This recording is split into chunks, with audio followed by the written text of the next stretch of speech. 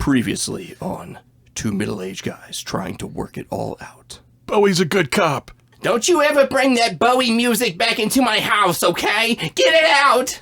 It was the best of times. It was the worst of Bowie. I'm not some piece of teenage wildlife, Dad. We're not going to talk about Judy. We're not going to talk about Judy at all. Sir, that happens in the 90s. Please stop that. That did not happen last time. We need to end this bit right now. Oh, okay.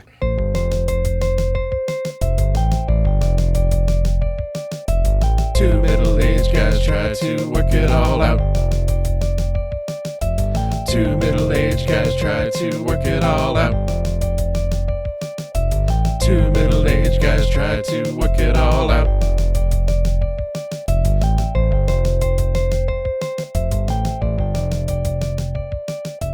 Well, I don't remember any of those things happening on our last episode. Oh, yeah, all of them. Oh, yeah, oh. every single one of them. Mm-hmm. Well, I did have that third line of cocaine. Two would have been fine, sure, right? Of course. We all do two. Yeah, we all do two. 2 cups of coffee, 2 lines of cocaine. But the third one, oh well, welcome to another episode of Two Middle-Aged Guys Trying to Work It All Out.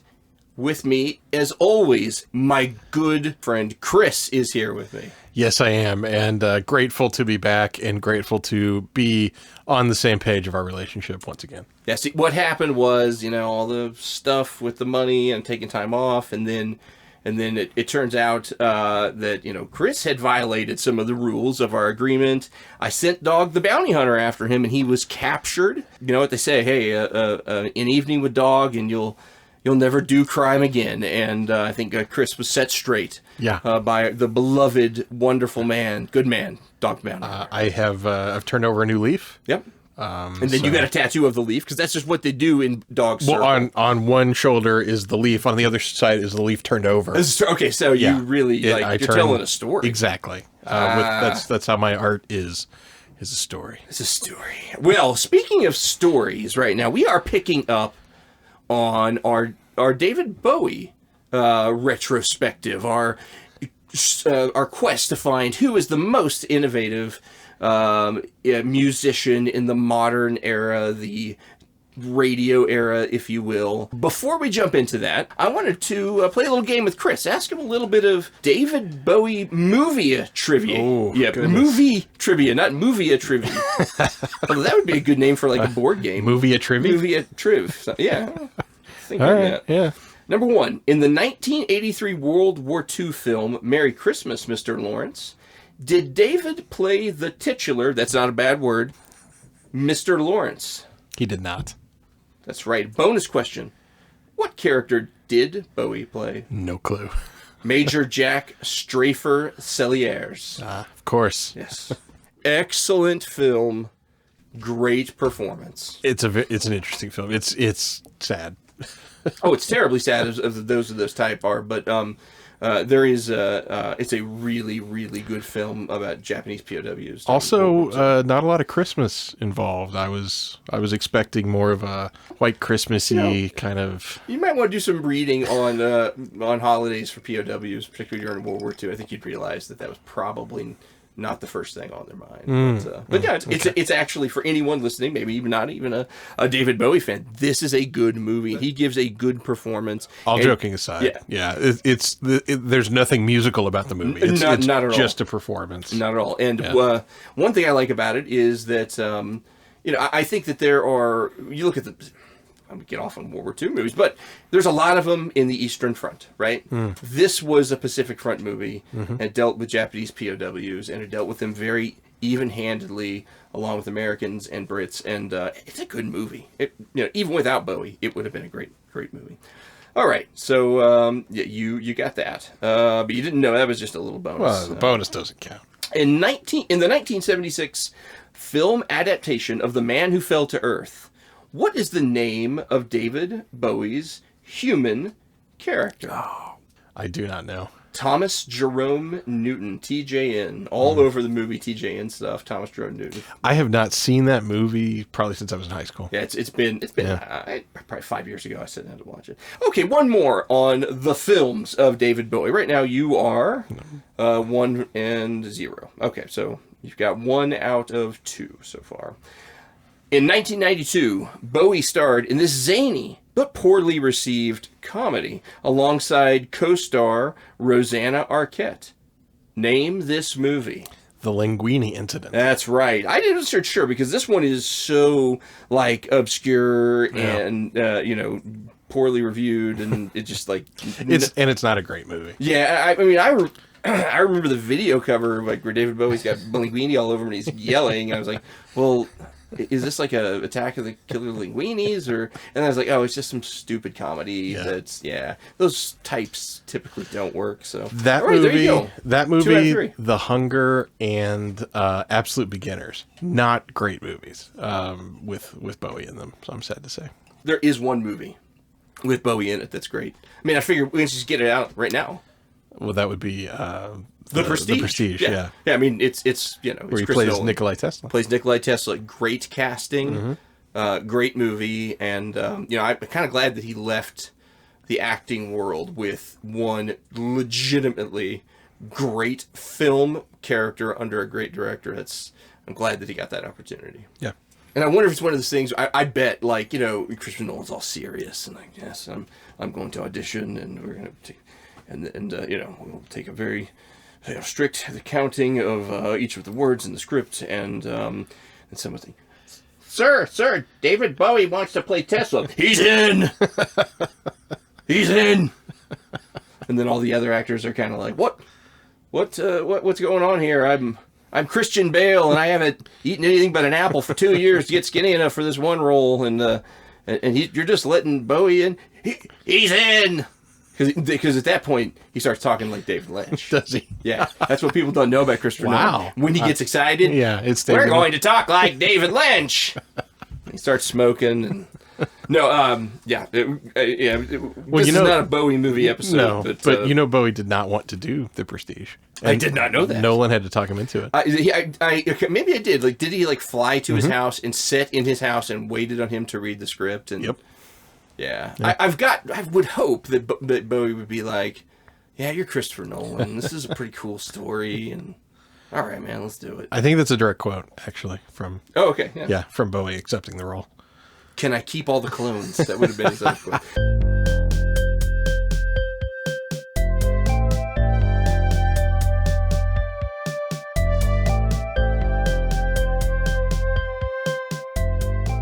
When we last left on our retrospective of David Bowie, trying to figure out if he is the most influential musician in the radio age, that's what I'm going to start calling it now. That's fair. And we left on the album Scary Monsters, Super Creeps. Scary Monsters and Super Creeps, excuse me. And we talked a little bit about it, but it is a pivotal album, right? It was an album that had some of the old ways brought into it, said goodbye to them, and had a whole lot of view into the future and new types of music that Bowie would make. 1980, Scary Monsters came out. Producers were David Bowie and Tony Visconti. Alomar and Fripp were on guitars. Fripp was from King Crimson and very talented. Pete Townsend from The Who has a brief appearance on guitar, and Tony Visconti also plays a song on guitar somewhere in here as well. So it has got 10 tracks, and it is, as Chris and I called it, a transitional album. Mm-hmm. And let's talk about what that means a little bit, right? It is a new sound. Yes. Like we've said repeatedly, there are moments in Bowie's catalog where it just comes from nowhere, right? A lot of musicians, you can see that through line from album to album to album, and Bowie is just I'm breaking the connection here. Scary Monster sounds absolutely nothing like Lodger, except maybe for Look Back in Anger, which you identified as maybe the song from Lodger that belonged on Scary Monsters. I do think that that's... No, I understand why you would say that, but, it just sonically, it's such a different way to construct songs. I mean, Bowie hasn't done an album like Scary Monsters until Scary Monsters. And then he didn't do what a lot of artists do, which is, I'm just going to make Scary Monsters 2 and then Scary Monsters 3. You know, that wasn't the way he operated. You know, this was a flash in the pan in Bowie's career. It was very different from everything else. And I think it was a successful album. I mean, and I don't mean that just commercially, because it was commercially successful, but I also mean it's an album I really like, and I really, it meant a lot to me from the first time I heard it, and I just grow in appreciation of it over the years. Yeah. Yeah, I think I want to point out Fashion as a particularly odd song, because to me, it is the bridge, because in some ways it could have fit on the previous album or the previous types of albums, actually probably more like on Heroes, to be honest. And in some ways it also could have fit on the next album too. Mm-hmm. It is a very strange album. I'm glad that it's here, but it is really transitional. It's Bowie with some dance stuff, but also talking about, you know, fascism, some deep, heavy stuff. Oh yeah. You know, pretty good music. It's a good song. Maybe a little bit overplayed, but not too bad. It certainly doesn't suffer from that like some others do. But it is a really interesting piece to put here. Like, he's like, this is the little through line that connects my career, is this one song. More so even than Ashes to Ashes, which has a direct callback to Space Odyssey, in, you know, the Major Tom stuff, which is a great song, by the way, and did eventually spawn a great video. Yes. Strange, yeah. You know, strange low budget 80s video, but still really cool.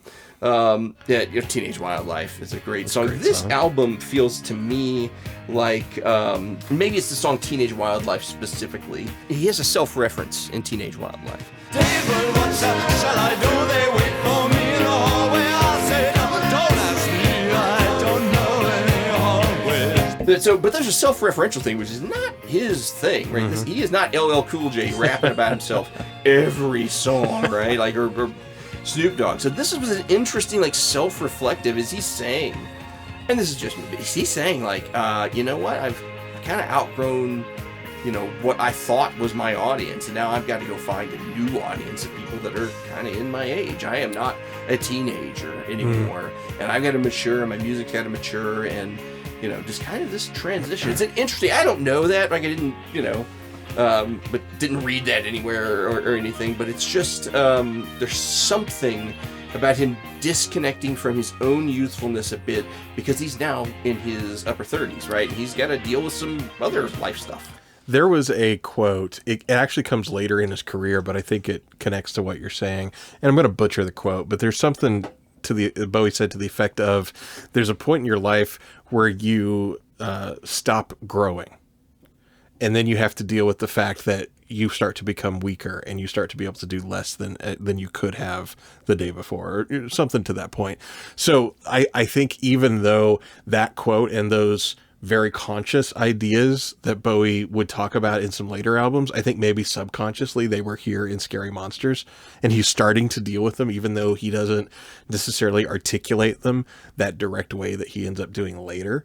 But I do think that they play a role in this, you know, and just about every one of these songs has a transitional element to it, where it's, you know, we're letting go of the past, or something has changed, or we've been forced into a situation that was not of our own making.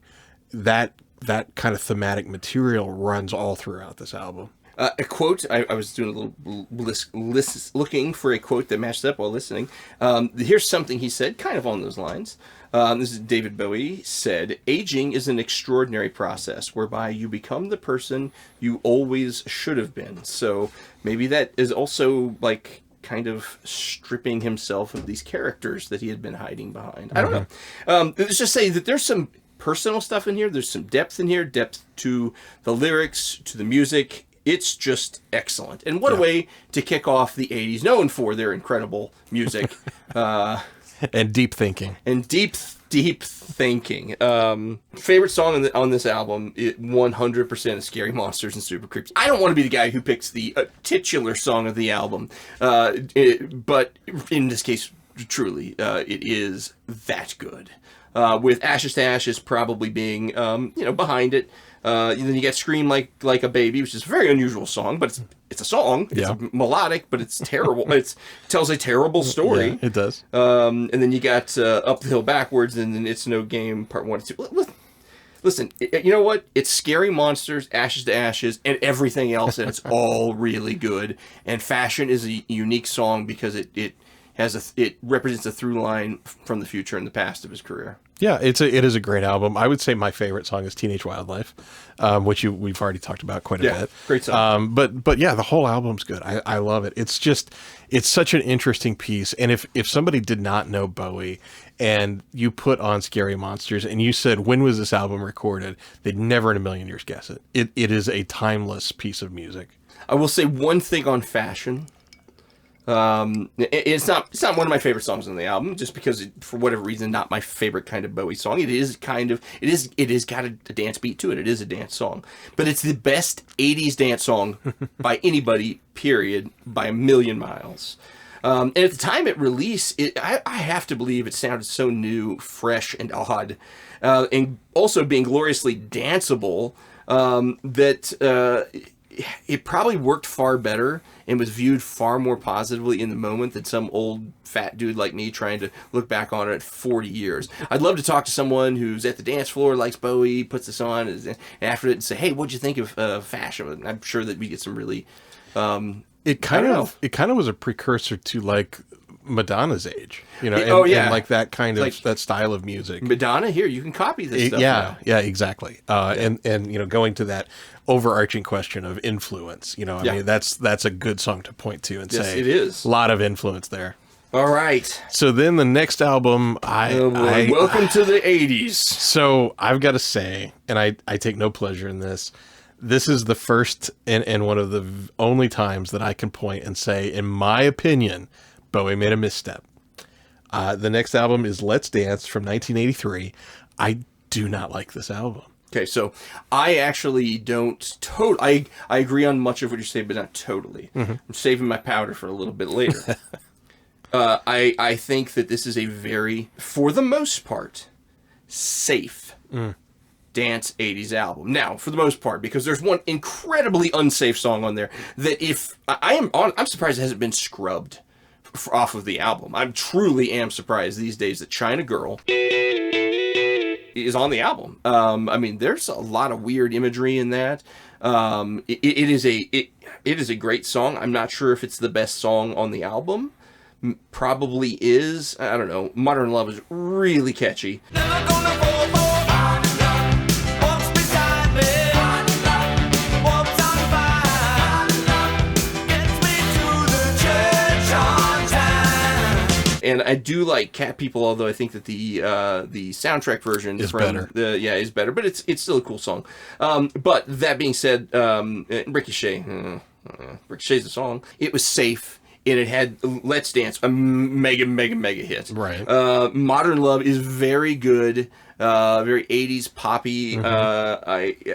I don't know what it's about. I'm not sure what his cosmology and theology are very confusing to me. And if you listen to the song too hard, you too will be confused. China Girl is just insane. It could never be made today, and I'm so surprised reissues haven't either sanitized it. Just called it Girl. But man, risks were taken. Iggy Pop did participate on the album. Well, probably thought a China Girl stole his shirt, and this was one of his ways of getting it back. This song on here shows to me that Bowie hadn't completely sold out, but in a very calculated way, he was going to get some wins, get some money in this new era, and still produce some relevant music. And in this album, I believe that would have been, China Girl. And I do like the song. Really, this album is not that great, but it's got a couple high points. And let's face it, when you're in Ross shopping for, a new pair of jogging pants, and Modern Love comes on over the sound system in the store, like, that makes sense. Well, Modern Love is the song off of the album that I'm okay with. I'll listen to Modern Love. I'm fine with that song. China Girl, I hear what you're saying. You know, it was originally written for Iggy Pop, and Iggy Pop recorded it for his debut solo album, and then Bowie decided, for reasons I don't understand, to do a cover of it. Interesting. Yeah, it is a bit strange. I cannot imagine Iggy Pop singing China Girl. How awful that If would be. only we had a way to search for songs and have them immediately start playing. Oh, I'm sure that there is a version of that. But I think he's pretty untalented. And, Well, I'm not a big Iggy Pop and if you guy watch a either. video, you got to see his chest. Yeah, that's true. I haven't found that shirt yet. Still hasn't found that shit. But I just find this album not good. Yeah. And the fact that this was the biggest selling album, I mean, it catapulted Bowie into a completely different audience. He sold 1 jillion copies of this album. That's what it says on Wikipedia. It does. Yeah. It does 1 jillion. They can't even put all the numbers Right. in. It's too many. They don't know what to do with it. I do want to mention the album cover, which I find odd. It is. Is he training for a fight? Is he going dancing with boxing gloves? Maybe a little bit of both. It's a very strange album cover. It is. It's a very strange album, really. It is, You know, yeah. and like I said, to me, it's Bowie's misstep. And Nile Rodgers is the producer here. I know I mentioned that before, but Nile Rodgers, big time producer, hit maker, you know. And later in his career, Bowie kind of distances himself from this album and the next couple that we're going to talk about. But Yeah. Nile Rodgers kind of took some offense to that. And he was like, hey, I think we did great work. I think that's a great album. And from Nile Rodgers' perspective, I totally can understand that. I mean, Sure. you know, it is good He's work. sitting on and a it's- pile of money that Right. he made from Let's Dance. He's like, I can't say anything bad about this. Right. You know, but I get what Bowie's saying It's artistically. it's not a great album. No, you know, it really isn't. Yeah. And to come after Scary Monsters. Right, it's like that high. hurts. That Take a hurts. few years off. It was Yeah. a 3-year gap there, and then all of a sudden, 84 next year, Tonight. Everyone will be alright tonight. No one moves, no one talks, no one thinks, no one walks tonight. More 80s Bowie, Yeah. but now with 100% more Tina Turner and Iggy Pop.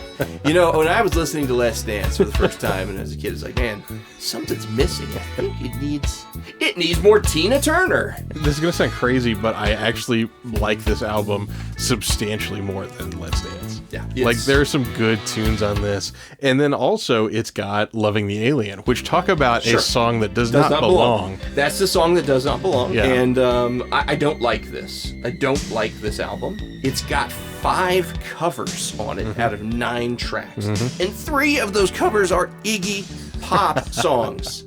Yeah. He doesn't need a cover, he needs a shirt. Loving the Alien is weird and wonderful, and it's totally out of place on this mediocre album. It's my note I wrote down, so you can do it. But God Only Knows is a decent Beach Boys cover. I kind of like that. Sure, it's fine, but a good album does it not make. Tonight with Tina Turner is just really, really okay. It's okay, I would yeah. respect that more if it was on a Tina Turner album. Yeah, And that's fair. Blue Jean is fine. Blue Jean, I just met a girl named Blue Jean. But it feels like the song that Bowie would have made had China Girl gotten censored. Like, oh, I can't do China Girl. What do we got? That other one about blues? About the pants? I don't know. Yeah. Khaki, well, wear my Docker. Oh, Blue Jean. That makes a lot more sense. Got it. They're going to do Blue Jean now. But it does kind of feel like the safe version of China Girl. I don't know, man. That could be just making that up. But I don't love this album. It's a mess. It's a thematic mess that happens to have Loving the Alien on it. Yeah, I don't love it either, but I do love it compared to Let's Dance. And that's probably a hot take for maybe you're run-of-the-mill Bowie fan, but that's my hot take. Funny story about this album, though. The 20-minute music video Jazzin' for Blue Jean, which they would cut down to, you know, regular length for MTV, that I hunted high and low for a Laserdisc copy of that, because that was the only way you could get it without just happening to, you know, MTV deciding to run the 20-minute piece, which they did not do often, and usually it was like 3 o'clock in the morning. So I hunted high and low for a Laserdisc of that. Finally, in my adult years, found one, paid way too much money for it. How much did you pay for it? It was like a good 60 $70. Okay, yeah, I was going to say over 100, I'll start to laugh at you. Okay. 60, 70, that's within collector's Okay, range. I'm glad Reasonable. I didn't. So save the laughter for what comes next. Okay, great. Because a week after I hunted down the Laserdisc, it popped up on iTunes for $1.99. Oh my gosh. And now, of course, you can go to YouTube and just search Jazzin' for Lou Jean. You've got the physical media, I and do. you will have it forever. I do. It will never rot. Well. And your Laserdisc player will always play, and if it breaks, you'll always be able to get it repaired. Physical is the way to go. I feel like you're making fun of me a little bit feel there, like Dave. maybe you. Maybe not making fun, just sort of pointing out that we're all in the same boat and we're doomed to lose everything we love. That's fair. That's fair. I'm coming to realize that. But so yeah, that's my embarrassing story connected to the Tonight album. But "Loving the Alien" is a great song that transcends the mediocrity of this album. It does. It does. Let me, if I could, are we close to closing out on Tonight? I'm good with that. All right. I want to read something that Mr. Bowie said about the recording process for Tonight. It was rushed. The process wasn't rushed. We actually took our time recording the thing. Let's Dance was done in 3 weeks. Tonight took 5 weeks or something. There wasn't much of my writing on it because I can't write on tour, and I hadn't assembled anything to put out. But I thought it a kind of violent effort at a kind of a pinups. But I thought it a kind of violent effort at a kind of pinup. So he does recognize the covers, heavy cover yeah. nature. At least he is very, very well aware that it didn't completely work, and the covers are a huge part of it. He's super aware because he referred to "Let's Dance Tonight" and then the next album we're going to talk about as, quote, his Phil Collins period. And he's not wrong. Nuh-uh. So the next album is "Never Let Me Down." 1987. Yes. What are your thoughts on this album? David Bowie and David Richards. I always like to get the producers out there so that Eno is clean. Eno's clear. He didn't have anything to do with this.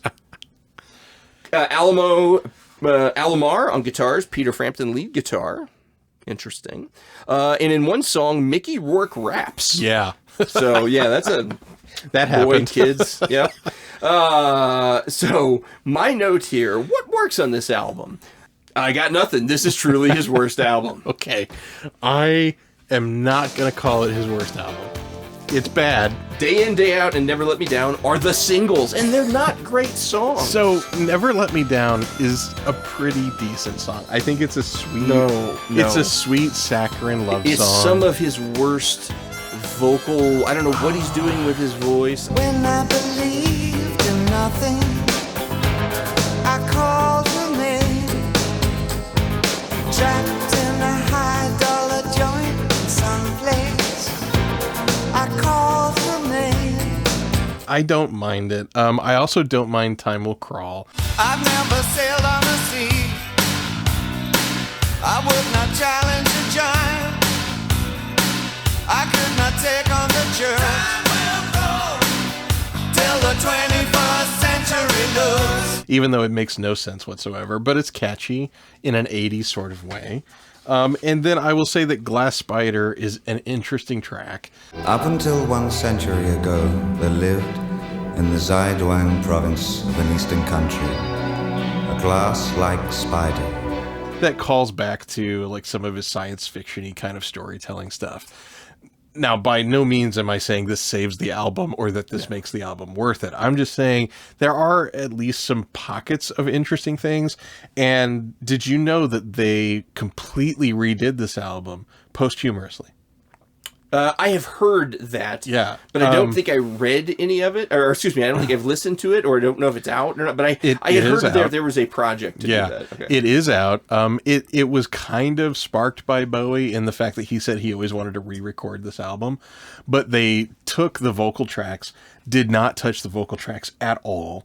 And then a lot of the people who originally worked on the album or originally worked with Bowie, I think Gail Ann Dorsey was involved, and that's a name we're going to be hearing soon. It is. And oh godly, what's the guy's name that we're going to hear?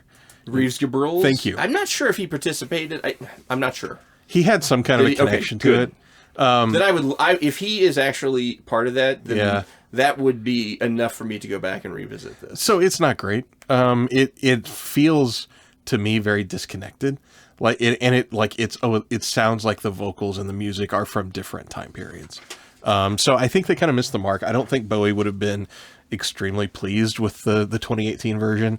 And if you do go out and look for it, that's what you have to look for, is the 2018 version. It was done as part of one of those box sets that they released. The Brilliant Adventure Yes. types, yeah. Yes. I mean, the reality is a bad song is a bad song. Yeah, and if that's you're fair. if you're going to leave the vocal tracks, that means your arrangement can't change, too Right. much, right? It can change some. You're probably just going to get new recordings, cleaner sounding, but still... It kind of boils down to they took all the synths out. I mean, that's kind of what it boils down to. Yeah. I mean, that doesn't make it good or bad. No, and it's not a great album. It's not my least favorite Bowie album, but it's not a great It's album. up there for me. Oh, it's up there, sure. And this album, incidentally, was supported by and I didn't go to a Glass Spider show, but I have watched videos of the show, Yeah. and it looked like a pretty terrible dance heavy, mime heavy show, and the tour was not particularly well thought of if you research any of it. Peter Frampton, I was curious about it because I wanted, Sons of the Silent Age was live. Like, wow, for him to revisit this song from the 70s in the Berlin period in such a different time in a way, and it was just awful. It was him dancing around and Peter Frampton singing most of it, and I'm like, oh yeah, now I remember what this Glass Spider era was all around. So It's a bit rough. and I cannot figure out the cover. It's in my show notes. Is his bedroom also a circus? Is that Bowie? It is Bowie. I think, but maybe with a Sherwig? I don't know I'm like confused. It is Bowie, and supposedly it is comprised of visual representations of each song, for whatever that means. All right, I'm not going to look too hard at it. I do have a quote from Bowie about this. I did a search in. This is what he said in 1995 in Interview magazine. There's a magazine called Interview. Okay. The Interview magazine. Story magazine. We have stories in this magazine. That is a magazine. I know. It's just funny, right? This is what Bowie said in 95 about Never Let Me Down, the album. I really shouldn't have even bothered going into the studio to record it. In fact, when I play it, I wonder if I did sometimes. So he does not think highly of this. And I wonder if his little, it's supposed to be recorded on my last legs. Or if that was like a joke. Like he kind of tricked everybody. Like, ha ha ha, I got all these musicians, I got all these commitments and time, and I got them to waste time on that really bad album. That still sounds terrible. He was not Norm Macdonald. That's right. That's Norm Macdonald standing next to Bowie. Hey, David Bowie. Glad you're here in heaven with me, although wasn't expecting to see you here, but you got those losers to re-record that album for you. So after this, we do get something that we're not going to talk about, but within any depth, but I think it's good to mark it, to note it, that is the Tin Machine era between 1988 and 1992. Apparently, when doing the cover of Never Let Me Down, David was doing some sort of trapeze thing. He fell. He hurt his head badly, and he formed Tin Machine. That's not how it happened. I don't know. It could be. Anyway, the Tin Machine was a band that he formed with 3 other dudes. They had 2 albums and I think a live album. They went on Saturday Night Live once. Did, yeah. I tried. I could not get into them. The music was not for me. Yeah, I agree. Although Bowie looked pretty sharp with a beard, I'll give him that. I mean, he was probably getting healthy and I think it's also the era where he got his teeth fixed. Yeah, and that's where that era at the end is when he married Amon. Yep. Who he stayed with until his death. So he found true stability right through that era. So yeah, I'm not a super fan of Tin Machine either. I did, especially when I was just absorbing everything Bowie. I did get the Tin Machine albums, including the live one. I did not get whatever. I did not get the live one. It's hard to find. Yeah, I didn't even know it existed until you just mentioned it. So, but no, the 2 studio albums I had, not a fan. It just wasn't for me. Well, the one good thing that came out of the Tin Machine era was he brought over guitarist Reeves Gabrels from Tin Machine, Yes, he did. who had a big impact on the sound over the next several albums. We'll talk more about that, but I'm going to give Tin Machine a little crap there, but there is something good that came out of him.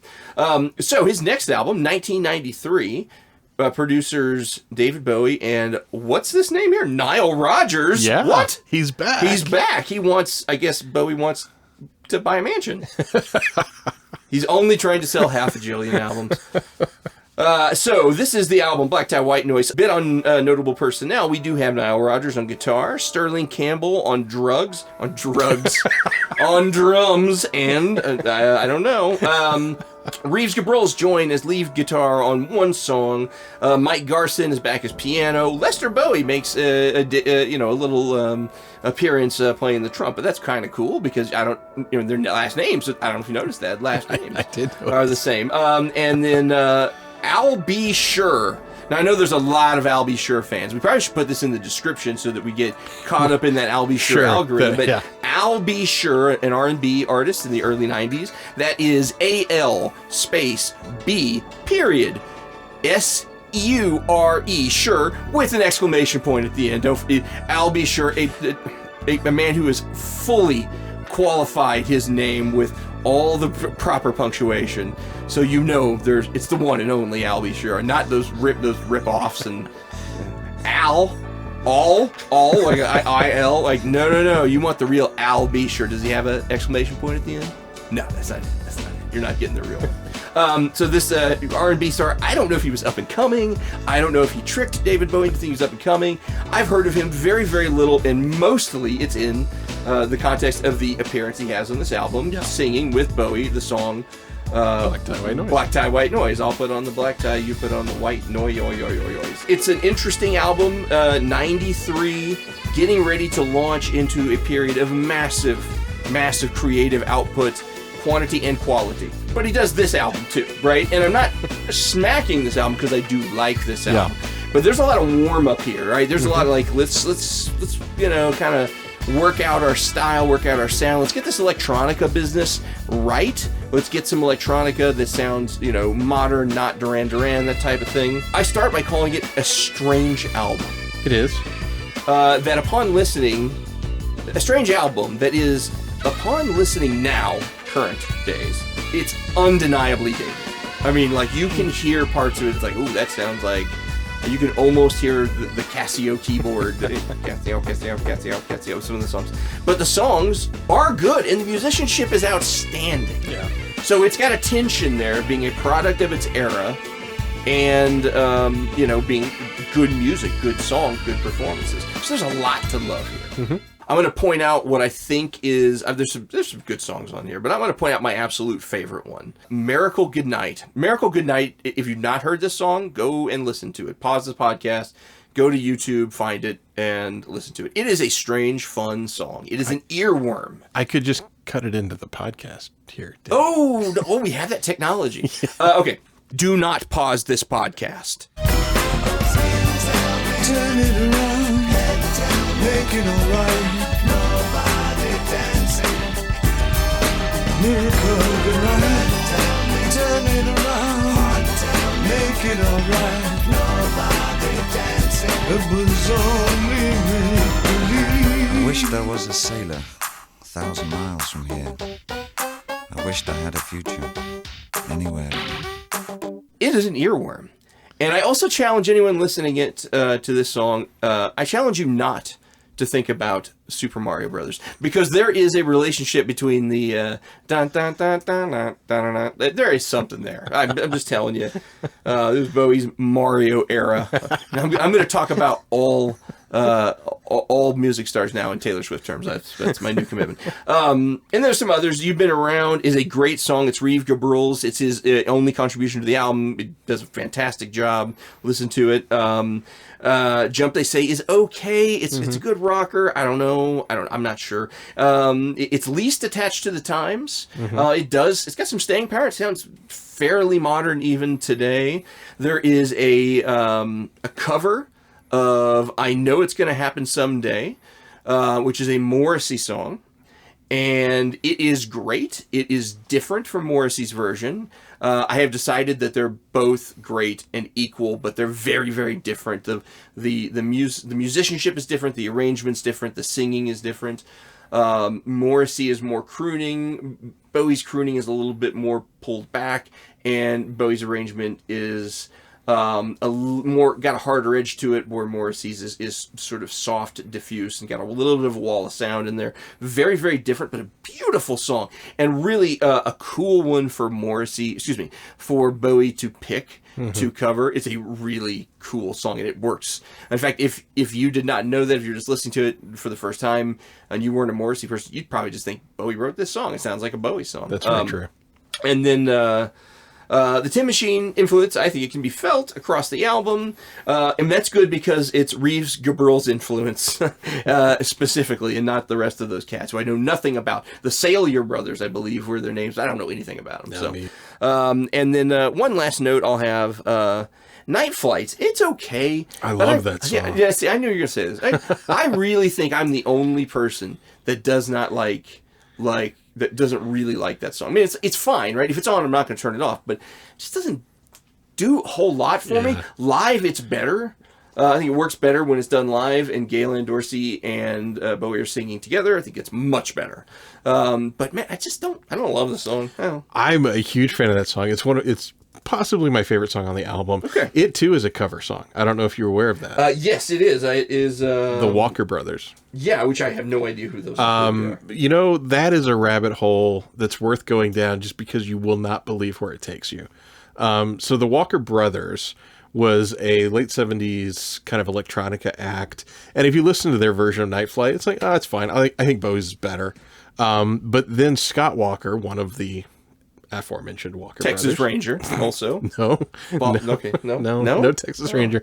Anyway, he does. They were all Texas. No, he does a solo career that is so bizarre. Like, it's an album that's got 20 minutes of him slapping a side of beef.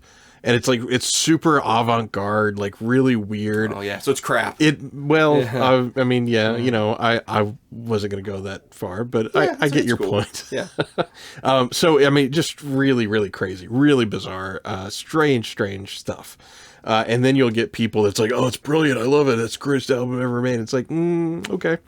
So a lot of weird history in that song, but I think Bowie's cover of it is fantastic. I love that song off of that album.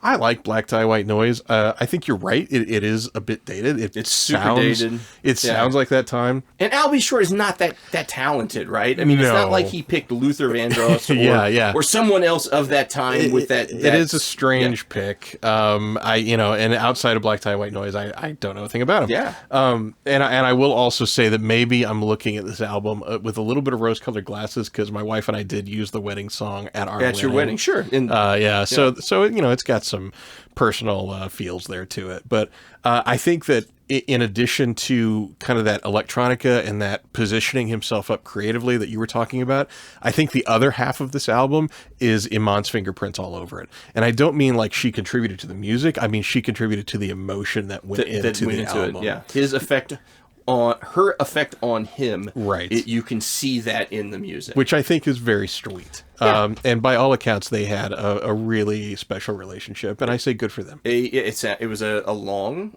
faithful, genuine marriage, and it's sad, you know, now that he's gone.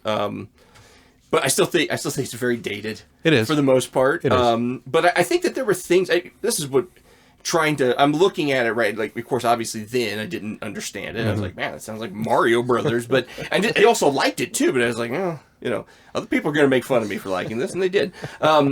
But hindsight, I can see what they were doing. I can see the kind of skills that they were developing. And this is the album where if you were a Bowie fan coming through the years, right? Like you were there from the start and you were going through, and you hit Let's Dance and you hit Tonight and then you hit Never Let Me Down, and you're just thinking, whoa. But then Black Tie White Noise hits and you're thinking, finally, we have some original artistic something expression. different. Yes. He's trying things again. He's taking risks.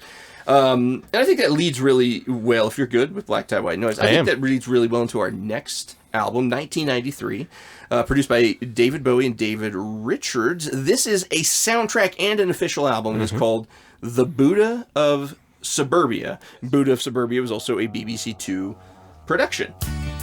Based on a novel, The Buddha of Suburbia. Based on a novel. And that BBC Two production, Buddha of Suburbia, won like every award. Actually, I don't know that. I just assumed because it was on BBC Two, it won every award. I truly don't. Nobody watched it, and it won every award. Yeah, right. But you get an album and a soundtrack, right? He wrote this music for, and you can kind of tell. You can tell it's a soundtrack, and that's fine because there's a lot of soundtracky music on it, right? The instrumentals, but it's a good album. I mean, it really is a good album, and there's not a lot of like stuff that's going to get radio play, right? This is one of those albums that's just not going to get your video. It's not going to get the radio play. I'll just pick out a couple I love. Actually, why don't you start? I think you have more affection for this one than I do. I have a lot of affection for this album. I think it's great. I think the title track is fantastic, Buddha of Suburbia. So I'll wait until we're signed. Wait until we're blessed and all the sign. Full of light, loving life and all it's got to give. Englishmen going inside. Down on my knees in suburbia. Down on myself in every I love the instrumentals on it. I think they're gorgeous. Bleed Like a Crazed Dad is a great song. And it's not dated. None of these tracks are dated. I think Yeah. that we should point that out, right? Where the use by date was pretty obvious on Black Tie White Noise. This has got a sort of modernness to it that's portable, right? It can move around and doesn't feel like it's of a time. And I'm talking through the whole body of work on this album. It's a very neat conceptual album, and it's got a lot of really unique sonic qualities that, again, doesn't sound like a lot of Bowie's stuff, which is interesting because this is one of the few times that Bowie actually does dip back into chord structures and even a few song lyrics. Like, there are moments of Space Oddity that appear on this album. There are moments of All the Madmen that appear on this album. Okay, tell me where, because I'm not... It's the refrain at the end of Buddha Suburbia, the Zane, Zane, Zane, Oh, very yes. shin. Yep. Yeah. Okay. So, I mean, he's pulling out pieces from his history, putting them in here, but they sound fresh. They sound new. And it's magical. It's really interesting. And this album is also the first time we hear Strangers When We Meet. Yes. Which is actually one of my top Bowie songs. Great song. Everything. I Great love song. that song. Not my favorite version, but I Agreed. like this song. And it works in this album. Yeah. Yeah, it's a great song. It's a good album, and also it's got a little bit of a throwback to the Berlin trilogy because there's a lot of instrumentals on this album as well. And just for the one person out there, that's also the soundtrack. the soundtrack, too, right? elements, I mean, that's But just for that one person out there who's listening to this and saying, "Why would you talk about Buddha of Suburbia when you didn't talk about Labyrinth?" And here's my response to that: Buddha of Suburbia in the UK was released as a David Bowie album. In the US, it was released as a soundtrack to the Buddha of Suburbia. But even I, being in the US and not having access to the UK one, knew that fact, right? They made it, even on the soundtrack, they portrayed it in such a way that you knew it was not originally. Oh, okay. So the one you're thinking probably of, got the imports then, or Well, the no, RYKO reissues. you got the reissue Yeah, because when Virgin got the distribution rights in 1995, they released Buddha of Suburbia with that kind of like that white monotone cover of him sitting on the chair or whatever. Yeah, exactly. They re-released that in 1995, just before the next album we're going to talk about. But so that's where a lot of people in the U.S. really came to know it. So if you find the original US release, it looks like a soundtrack. In fact, Bowie's name is very small on it, and you really have to know what it is you're holding to get it. But it is the same album. But that's my response to them as to why we're considering Buddha of Suburbia an album, but we did not spend any time on like the Labyrinth soundtrack, for example. What's your favorite track on this album? That is a tough one. It's probably Strangers When We Meet, even though I prefer later recordings. I really like that song. I also really like Dead Against It. I was going to say Dead Against It is my favorite. Yeah. She is the apple in my eye. She turned the core. I couldn't cope. I'll hope you know. I don't. She wrote this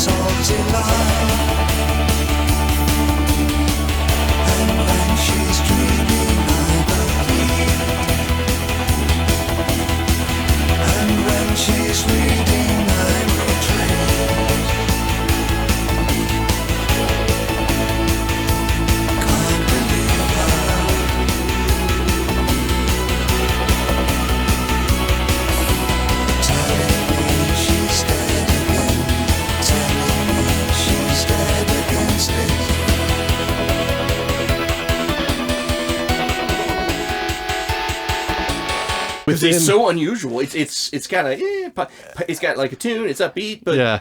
And there's some strange lyrics that don't seem to be the effect of the Burroughs cut-up method either. Right. She likes to talk into the phone, no matter when, who, no matter when, where. I don't know. I wasn't You were very prepared close. for lyrics, You were but very close.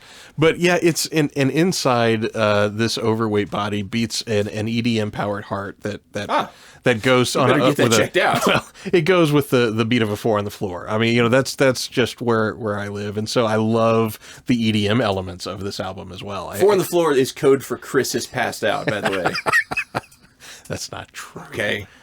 Our listeners know what 4 on the floor means. Anyway, I don't know what that means. it's the standard drum beat. That's your, okay. your kick, Another one bites the dust. your It's kick the drum is most doing basic your thing. kick drum is doing 4 beats in a measure of a song. Okay. And so that's why, and since it's your kick drum that lists on the floor, that's why they call it 4 on the floor. Okay. Remember, I'm a non-music person. So I helped you out. Thank with you. some You stuff, did. but, You did. so I love that kind of electronic. I was gonna say, was this like some sort of like manual transmission car talk or something? I got 4 on the floor, baby. 0 to 60. Oh my goodness! All right, we 12 lost seconds. We lost the thread of this one. So no. Buddha of I want- Suburbia is a good album. Dead Against It. Dead Against It is a great dancey song that works. I really enjoy Yeah, it. it's a good song. And I know we're not going to talk about bonus tracks, but I am going to talk about bonus tracks. The Lucy Can't Dance is a bonus track for this. No, No? Lucy Can't Dance is a bonus track for Black Tie White Noise. Oh, okay. Now you're looking for God in exciting new ways. I say trust him at once, which is something these days. Lucy can dance to the noise, but she knows what the noise can do. Lucy can dance to the noise, but she knows what the noise can do. And I we was should thinking have it was talked this. about We should. it. That's a great song. It is a great It's a song. great song. It's, in fact, they should have kept it on the album. It would have really raised the profile of the album. So interestingly enough, on the CD release, it was always there. I mean, it was always listed as a bonus track, but there was never a CD release of Black Tie White Noise that did not include Lucy Can't Dance. Interesting. All right. But you're right. You're absolutely right. So We it's should not have really a mentioned bonus that. then. I mean, That's true. Yeah. All right. But that is a great song. So I want to frame up Buddha's Suburbia. It's a great soundtrack. And for me, it's a good but not great album. That's for me. Fair. But what it really is practice. It's practice for the next album. All right. And that album is. I don't know. I'm going to leave. I kidded. I joke. I'm not leaving because we're about to talk about 1995's Outside. Yeah. The greatest Bowie album. Arguably. No. No arguments needed.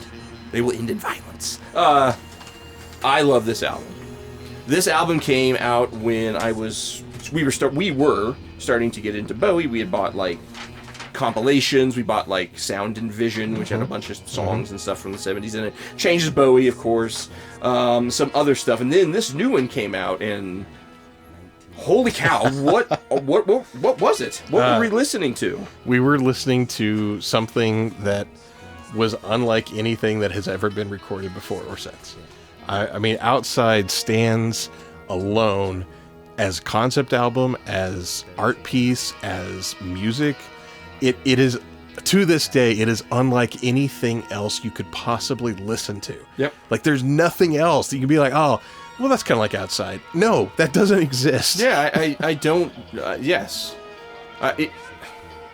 I wish someone would say that to me so I could go check it out and then Right. and then with some authority, tell them straight off, Mister. No, it is a very unique piece. Let's really quickly. 95, Bowie, Brian Eno officially listed as a producer, key part of this. None of this happens without him. David Richards, who I think had done some stuff with him in the 70s and name hasn't come up in a while.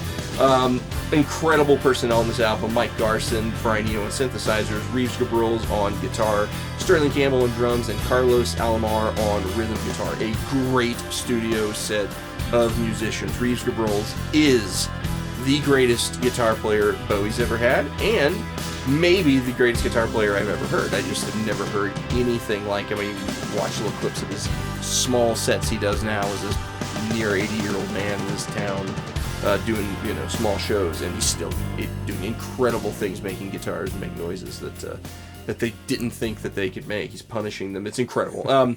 This album, 74 minutes long. It was the longest single disc production CD, I guess. Up until that point, I don't know if anybody's gotten that close. I think there's a 75-minute and change time limit anyway, so they really got close. Yeah. And this album went through a year of, like, you know, refactoring, of them going in and treating it like, you know, an art school project, and going in and recording 3 or 4 albums worth of stuff, and then realizing most of it wasn't commercial, refining, and trying to find the commercial releasable piece of that. So it's a concept album. You referred to that. It's a story about art crime.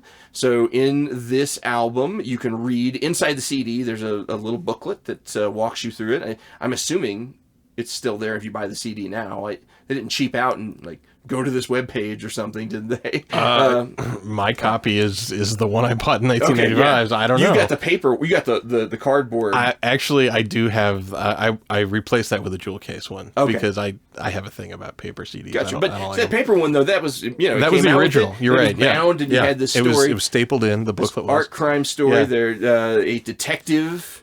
There's a cast of characters, right? And Bowie inhabits those characters as he sings these songs. Kind of, you got to keep up with it.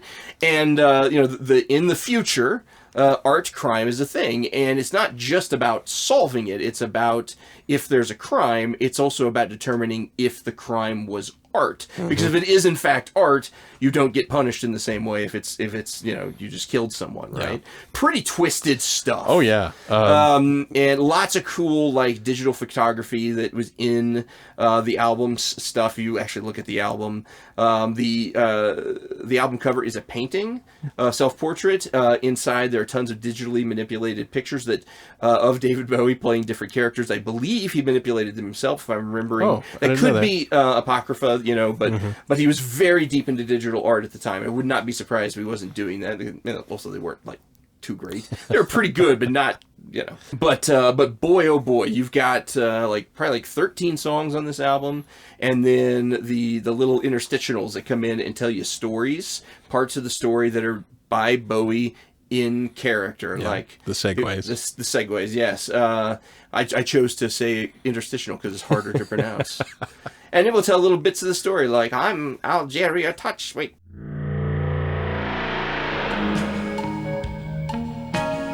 My name is Mr. Touchshriek. Touchshriek, mail over and fantasy. My shop sells eggshells off the she-saws and empty females.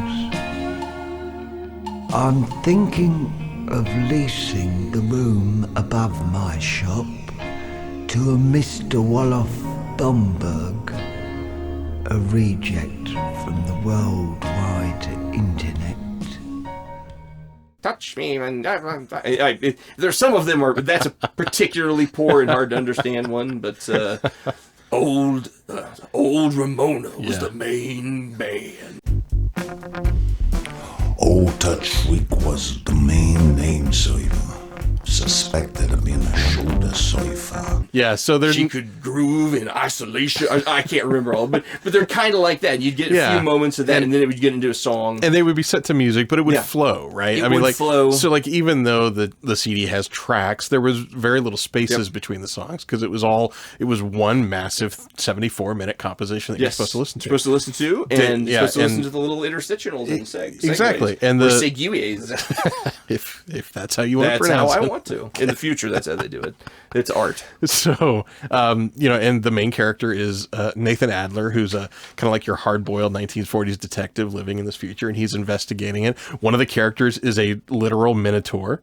You know, I mean, so this is a bonkers story, right? And It is. And I've talked about my love of post-apocalyptic and science fiction and all that kind of thing, and this is just feeding all of those things. It's just tickling my brain in all those ways, and it's just a stunning composition. You know, and I will listen to this straight through. I enjoy all the segues. The little bits. I do, like, the whole thing. And it is, golly, it's something I love so much. It's almost a little hard for me to talk about it because I'm just gushing, right? Like, there's no.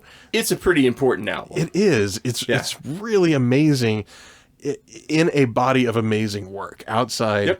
You're right. It is the best Bowie album. You're right. Yeah, it You're is. right. And it's one of the top 3 albums of the 90s. I would go with Octoon Baby, which is another Brian Eno production, Yes. which is, I mean, hey, if it works, right? You can't argue and with then Melancholy and the Melancholy. That'd be a great spoof. Melancholy and the Infinite Sadness by Smashing Pumpkins. Those 3 are the best albums of the 90s, and 2 of those are by Eno, and this album is bug nuts. But here's the thing: you strip the story, you strip the craziness from it. I'm not saying you have to, but you can't, because musically it's near perfect. It's still good. And if you take the story out of it, you're still going to enjoy I'm Deranged. You're still going to enjoy No Control. You're still going to enjoy Oxford Town and Heart's Filthy Lesson and Hallow Space Boy. And there are remixes of some of these songs. Trent Reznor does a remix of Heart's Filthy Lesson. It's okay.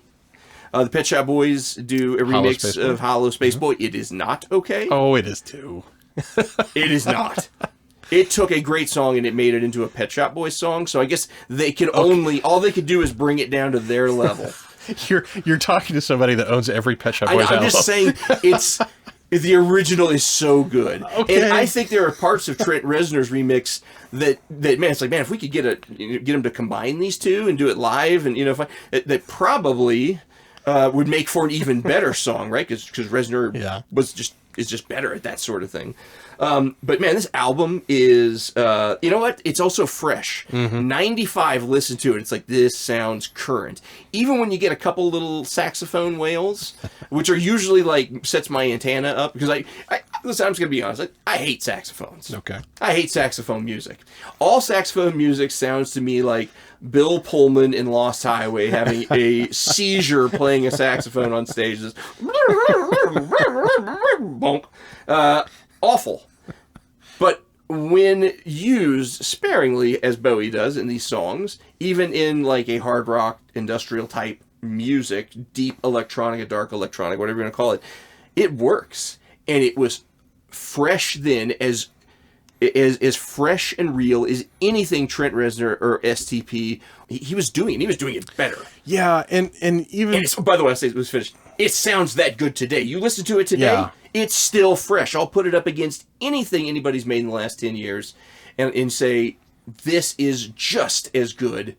No, it's better, but it's just as modern as, The Weeknd or whatever. I agree. And I agree with what you're saying. The only kind of fine point I want to put on that is your comparisons with other 90s things. Like this is not Bowie's 90s album. Like, that's not what we're saying. No.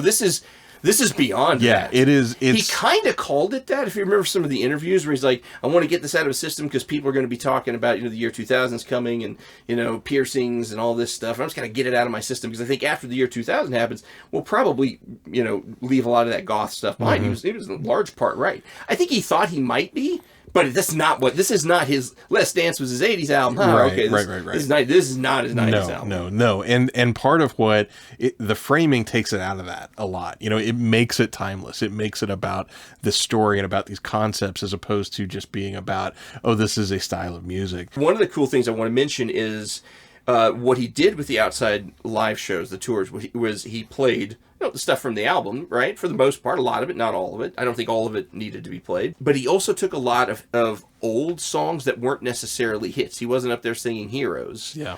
He wasn't singing Changes, but he was taking songs like Moon Age Daydream, Joe the Lion, Breaking Glass, Scary Monsters and Super Creeps, and Andy Warhol, and reworking those songs in this new style, and they sounded incredible. Andy Warhol's a good song in 1972 on Hunky Dory.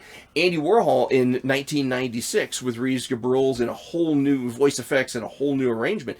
It sounds like you could put it on an album right now and everybody, it would be a hit because it's super fresh and cool. I think what he found is a formula for music that was able to revitalize even the older stuff.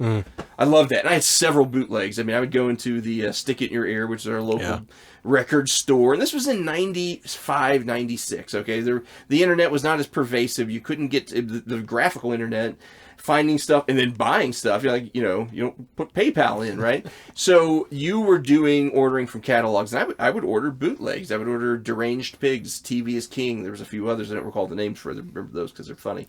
But those live shows were fantastic. And it wasn't just the songs on this album. He brought new life to older songs and made them relevant. Oh, and a huge part of that is Reeves Gabrels, the guitarist, Gail Ann Dorsey. They were just next level musicians. Yeah. I say, but the only thing I don't like about Outside is we didn't get an Outside 2. That is almost verbatim what I wrote. My only complaint with Outside is that it was pitched as a trilogy of albums, and for various reasons it never happened. What could that have been? I don't know. But I will say, after Bowie's death, Brian Eno said that they had talked about it through email. Yes, I read that. They were both really fond of that album, and that they wanted to go forward and do it. I think Bowie knew that would never happen. At that point, I think he knew that he was too sick and he wasn't getting better. Eno did not know that. And so then after Bowie passed away, Eno's comment was that he had been looking forward to that. And I just thought, oof, man, if only. Yeah, isn't that great? And, the way he played that, his death so close to the chest. We're going to get to that. Yeah, I guess that's true. So you got the best album you've ever made. You got the best band you ever, you made. You set up a sequel. So then, so what do you do next? Earthling, apparently. Earthling. You go from a ridiculously awesome, very, very good album to just an awesome, very good album, right? So it's like, it's okay. It's a step down, I guess, but it's still so good that, it's like, all right, how can I complain, right? Earthling is a great album. This was produced, interestingly, in 1997, 2 years after Outside. He toured heavily from Outside through Earthling after. He toured heavily for years. With this band, Bowie, Gabrels, Gail Ann Dorsey, Zach Alford on drums, sometimes he had Sterling Campbell, that was kind of rotational, and Mike Garson on piano. They were the core of this 90s sound. They were the same crew, for the most part, that was on Outside. They were back for a drum and bass and a little bit of saxophone album, and I did... You can't see my scare quotes, but I did scare quotes on drum and bass. It's not exactly drum and bass, but it's close to that, so it gets tagged. What a great 9-track song or album. I remember going to 97 again, did not have access to the graphical internet on a regular basis, right? So that was coming soon. There's two things. I got introduced to the album two ways. One, Bowie digitally released a single. No artist had ever done anything like this before. I downloaded it and some of its remixes he made available too. It took like 10 hours or something. But that was Telling Lies. That was his digital release single. No one had done anything. He was prescient. He knew where the future of music was going. He was going to get ahead of it. Whether or not it made him any money, he was just going to get ahead of it. And he was going to be that innovator, right? And so I heard it. And first of all, Telling Lies, if that's the only song you hear, sounds a little outsidey, right? It's a great song. True. And then I went up knowing it was coming out, not knowing anything about it, still hoping that I heard it was called Earthling, but Earthling could be the sequel to Outside. Maybe you're outside the Earth. Maybe you came back to, I don't know. I went to, I think it was, I don't remember if it was For Your Entertainment or Sam Goody's. I don't remember the record store we had at the mall at the time. And I went to the Bowie section, and Earthling was not out yet, but I found a single, and that was for Dead Man Walking. And that was back in the days, in the 90s in particular. CD singles were important because it was much more than just getting the song that was on the spine, right? It was about getting the bonus tracks, the other things. Sadly, I can't remember any of those bonus tracks on that. They weren't anything too terribly memorable, but I remember getting in the car and putting Dead Man Walking on. I was really disappointed. Oh, really? Because in hindsight, now, I accept that song, and it's not my favorite on the album. But boy, that was a departure from Outside, and it was also a departure from Telling Lies. It was very different from Telling Lies. True. So I was like, And I'm gone. Now I'm older than movies.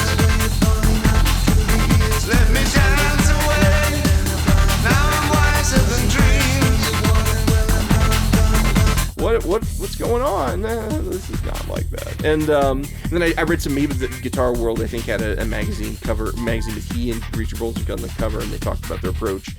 It was different. They said they wanted to try some things that were different than what Eno wanted, and Eno disallowed some digital manipulation of things, and that's how they got their signature guitar riff. And Eno did not want to go down some of those sampling roads and trying some different things, and they decided to do it on their own. And you know what? It's a fine, great album with some great songs. Totally listenable all the way through, even if there are songs that I don't love as much as some of the others. For the most part, the lows aren't that low. I mean, you know what I mean? And the highs are pretty decent. I would say my favorite song, just probably I'm Afraid of Americans. But, you know, I love Little Wonder, especially Little Wonder live. Any live version of Little Wonder gets tons of energy behind it.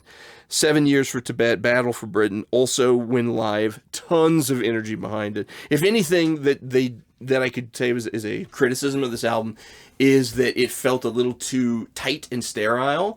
And you noticed that when they got on stage at the Glastonbury Festival, and it was a much more open and dynamic performance. I don't know. Yeah, that's interesting, especially because it was kind of recorded in a haphazard sort of way. It was very fast, from what I've read, where it was just basically like, we've got these song sketches, hit record and let's go. So the fact that it kind of comes off as super tight is interesting to me. Well, I think maybe tight is not the right word. Reserved. Maybe reserved, right? Not like everything fits together and it's perfect, but that it's they don't go as far as they could with some of the dynamic sound they had in Outside, right? That it's a little bit more stripped down. I know that's on purpose, but when they do those songs live, you know, I'm Afraid of Americans, a good live performance. They have a Madison Square Garden show that was recorded. I mean, it sounds better than any of the remixes. It sounds better than the original version from Showgirls, which isn't bad. It's just very different. And it sounds better than the album version. So, I don't know. There's something like they needed to be let out of the studio. Yeah. I see what you mean. I will say Dead Man Walking is my favorite song on the album. Oh, yeah, all right. That's... I like this album a lot. Yeah, my only complaint with the album is that it wasn't Outside too. Right. But that's exactly what I wrote. But here. okay, you know, I mean, it's great. It's very well done. And it's one of my favorites. I listen to it very, very often. So the commercial hit from that, if there is to be one, and I guess there was I'm Afraid of Americans, which got, like Heart's Filthy Lesson, a Trent Reznor remix. And it got a video, which featured with Trent Reznor. Trent Reznor remix, and Trent Reznor. He was the American who was disturbing David Bowie's Johnny, which is not an American. I don't know what he is. I think Reznor, like Bowie helped Reznor with getting him on the tour. I think that it turned around and Reznor helped Bowie with some cred with the kids, right? Like, this guy's a legitimate, influential artist. Just because he's a little older, you should listen to him. But I liked Reznor's remix. It's very close for me between which one's better. I'm still going to go with the album version probably, but I do like Trent Reznor's remix. There are things about it that, again, if I could mix and mash them up, I would do that. There is a version of that song on the Showgirl soundtrack. It is very different, different lyrics. It's not I'm Afraid of Americans, it's I'm Afraid of Animals, even though the same song, even though it has the same title, I'm Afraid of Americans. It's got a different arrangement, but it's really pretty good. It's not bad at all. It's just, you know, different, yeah. You know, I do love that album. At that point, though, I recognized that Bowie and commercial success and other people listening to it, I wasn't going to just bump into somebody else listening to one of his albums, right? That it was getting the fan base. I'm sure the core was still there, but where we were, there wasn't many of us around. But I think Bowie was happier with that. You know, well, he didn't live here. Oh, I think you're right. I think he had his folks, and he was good. But I mean, I'm just saying, hey, if he could have thought about me, okay, he would have done some more commercially acceptable stuff, so I'd have people to talk to. Okay, well, I mean, David Jones. I think you get what I'm saying, though. He's like, you at that point, you accept. I am not a fan of someone who other people are going to be listening to. I've kind of lived They're not my going to whole... start off turn their car. Hey, turn on the car. I've kind of lived my whole life on. that way, though. Like that never bothered me. At a certain point in the '90s, you could pretty much guarantee when somebody turned their car on that it was going to be Smashing Pumpkins or Nirvana. I mean, and because of that, I was always like, I don't need Nirvana, whatever. I'll put on Tiny Tim. I'll show you guys. Tiptoeing through those tulips. Anyway, yeah, Earthling's a great album. And then that takes us to Hours, Yes. which is another starting as a soundtrack album. Oh, you sigh. I know you're No, not. no. It's starting as a soundtrack for the video game. Omicron, the Nomad Soul. Okay, yeah, I was going to say Dos Ex Machina. No, but that's not. different- Yeah, it's no, a different game. But different you're game. right. It's Omicron, the Nomad Soul. Yeah, and started off as a soundtrack for that game.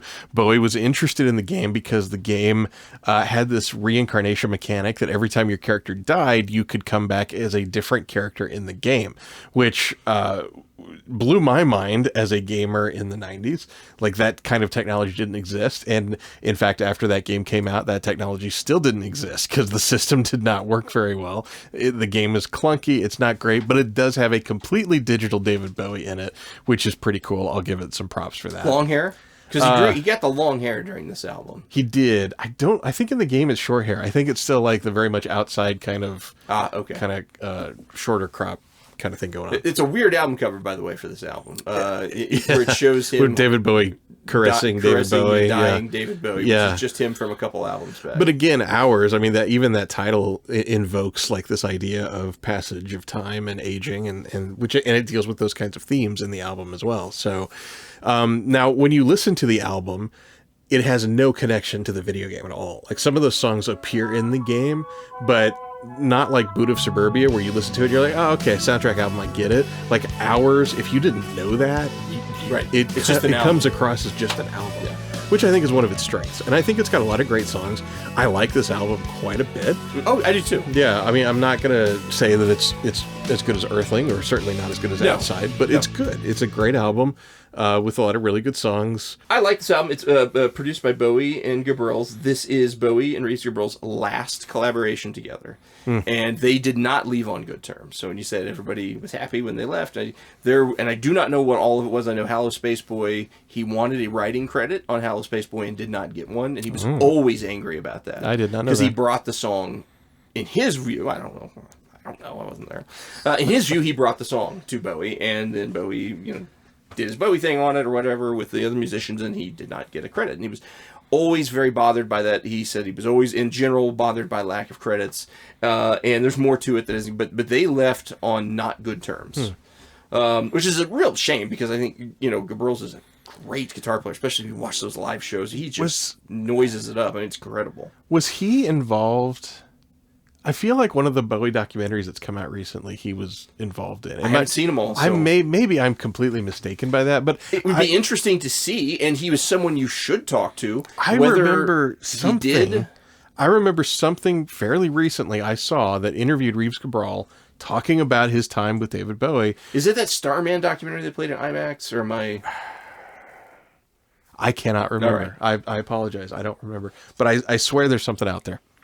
So this album rocks very hard. There was one song, "What's Really Happening." That's a cool song. Well, it was a song contest runner wrote the lyrics for it, and I could tell it's not. It's kind of got good music, but it feels a little on the nose. I don't know. I will say this: Bowie seems to be singing from a place that's not as mature as you would think a gentleman like him would be in some of the harder songs. Like an example are things like "The Pretty Things Are Going to Hell," and some of the other songs, "The Dreamers," "Brilliant Adventure," "New Angels of Promise." He's almost like a younger man singing these songs a little bit. Or some of the others, like "Thursday Child," "Something in the Air," are a bit different. But there's an overall, like, a maturity gap, just a little bit. Like, he's not taking advantage of his age and wisdom and kind of singing younger man songs, at least in some of these. I don't know, just a feeling that I get. Like, and I do feel like this is the end of an era, right? Like, he's holding short hair Bowie, he's, kissing him on the forehead, saying, it's a great cover, by the way. It is. It is. I think that there is a transition here, and I think that in the next album, we'll see what that transition is to. But I will say, I do think If I'm Dreaming All My Life is the best song. Was she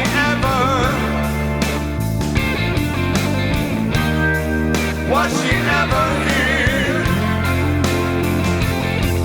If I'm dreaming all my life, if I'm dreaming all my life away. Dreaming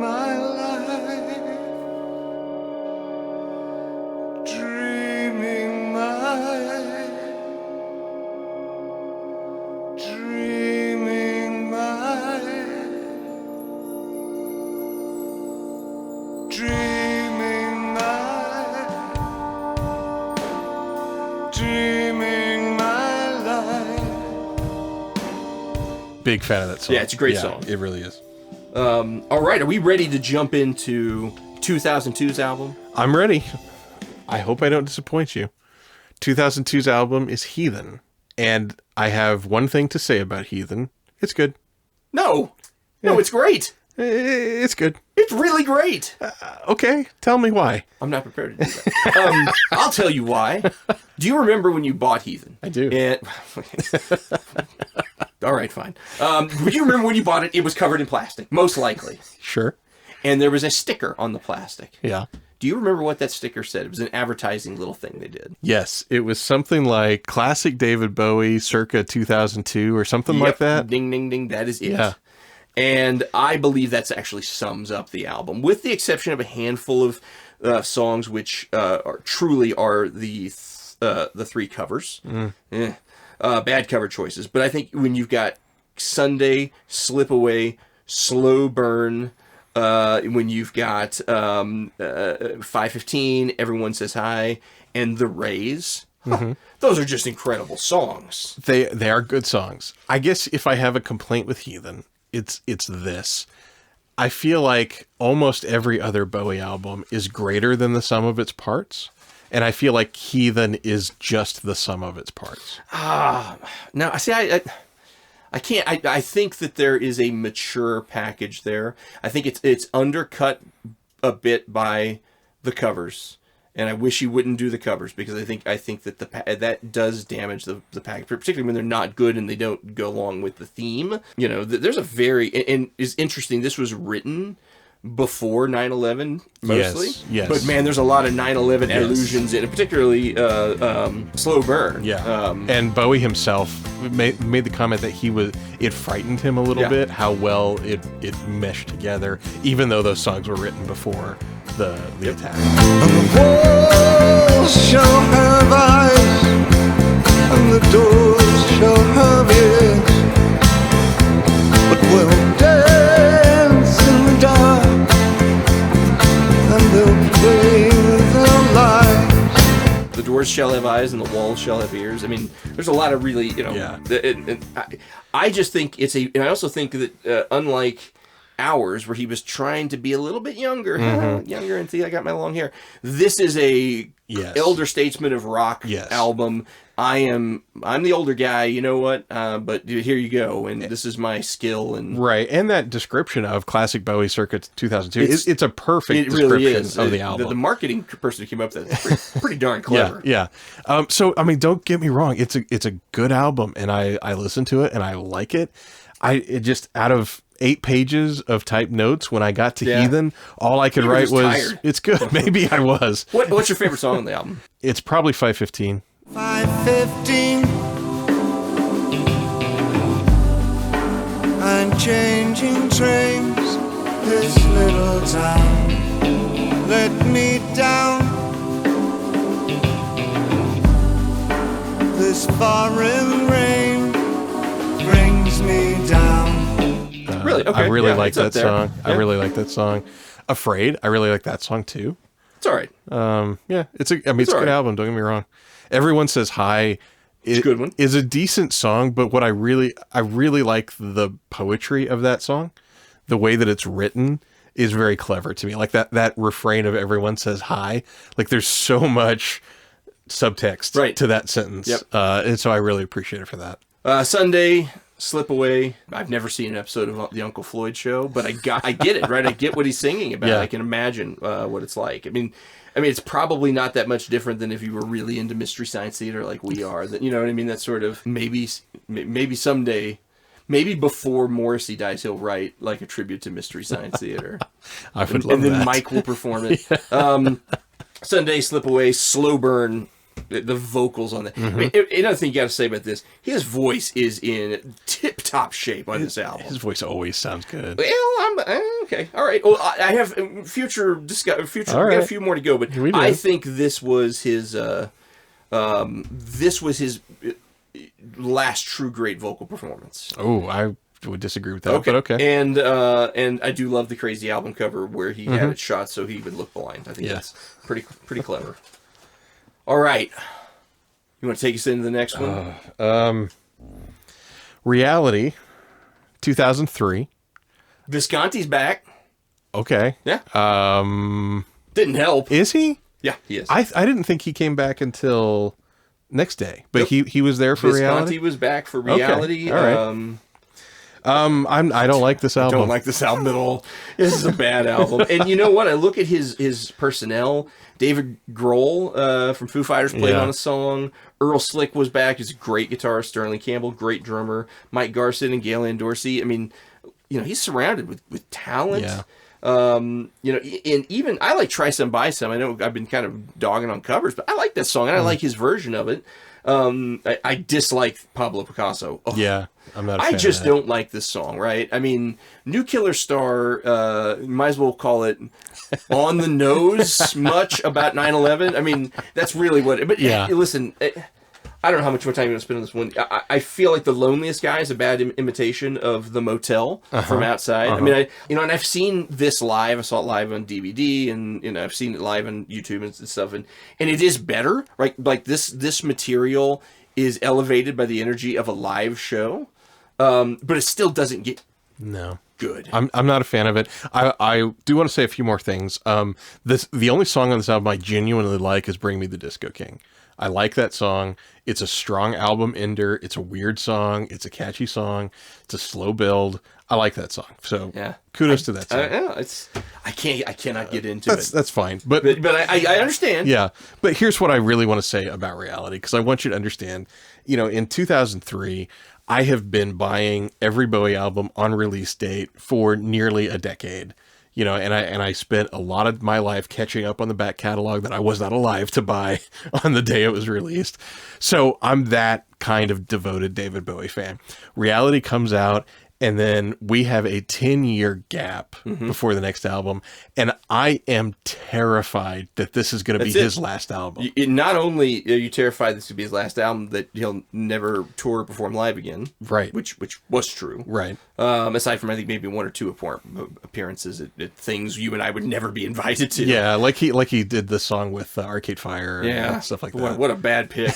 when Bowie was trying to be a kingmaker and pick some new talent, Arcade Fire, man, they're fine, but, The one song I like, but other than that. Yeah. But I mean, there was a point where it was like, is that his swan song? Yeah. And I thought it was. I thought it was too for a very long time. Did. And I do not like that album. And I was so depressed that was going to be the last album. But thankfully. Let's mention that after that Reality and the Reality tour to support it, he had a heart attack. He did. Had to have angioplasty. Yep. And it was a wake-up call. He stopped smoking, which was a big deal because he had taken up smoking in massive quantities, I had read, because to help manage his other addictions that he had given up. I mean, this guy substance all his life, right? So he did that. He got healthy, put on weight in a good way, like muscle, and he, from all accounts, that he just was enjoying life and didn't need to. And he and Amon had a child by then, they so did. I mean, I understand other priorities, but in 2013, yes,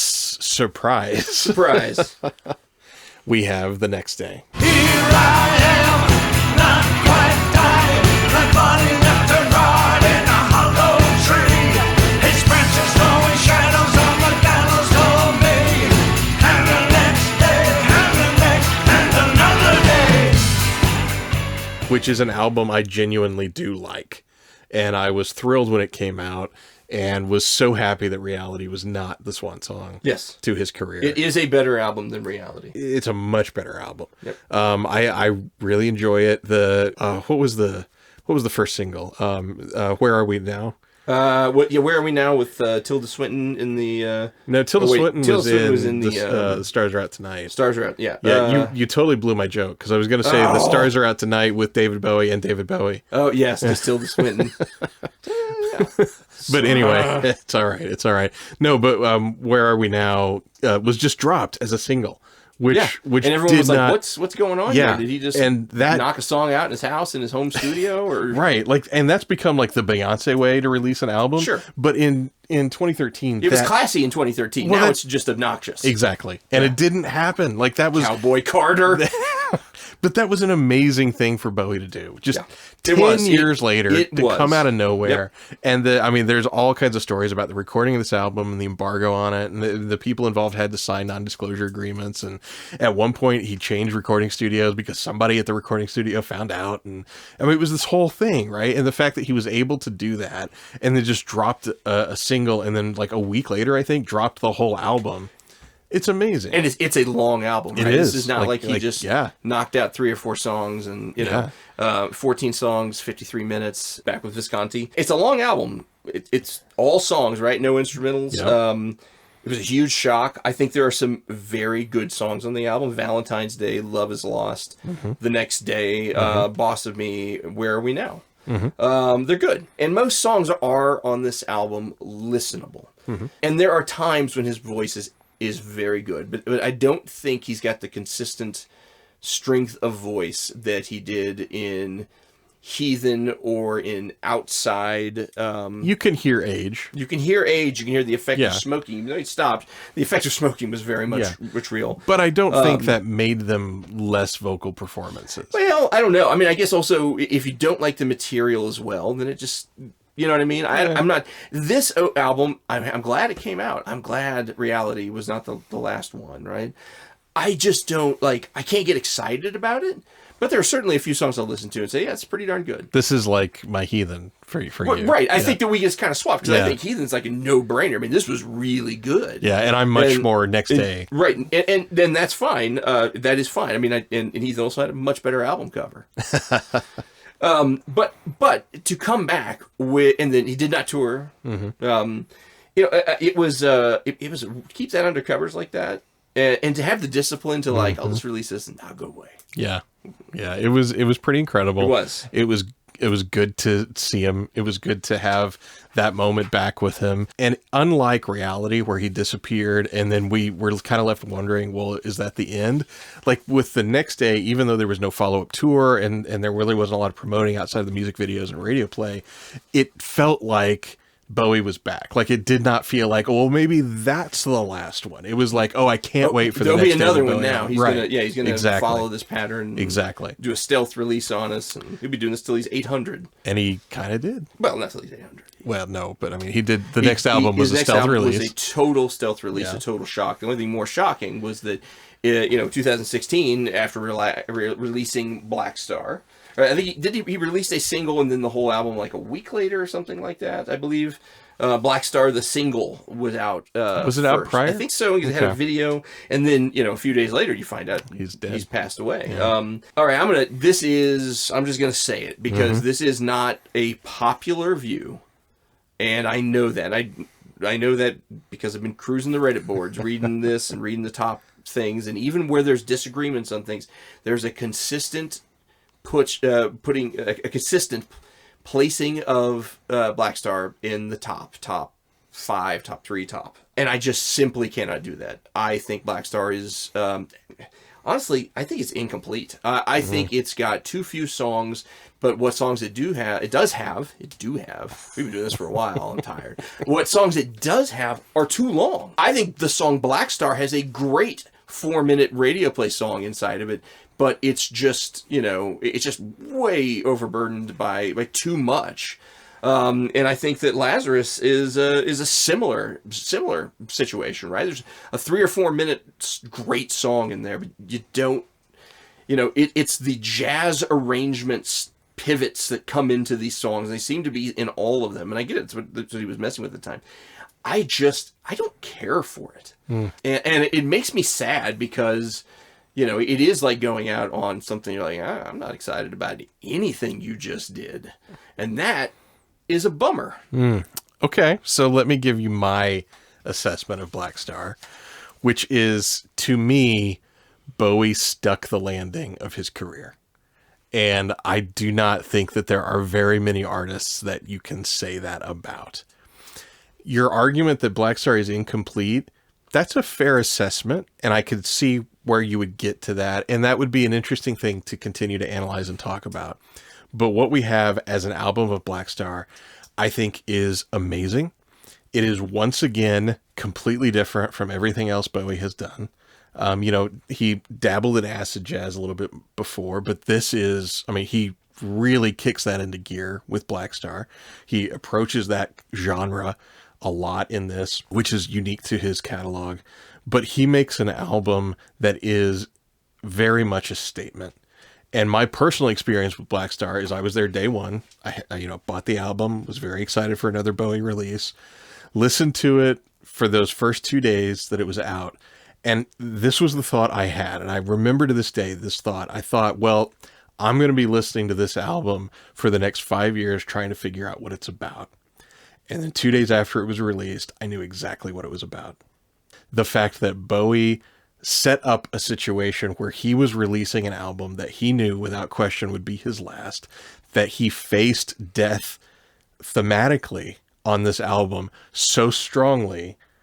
Not only is it courageous, but it's just an artistic triumph to me.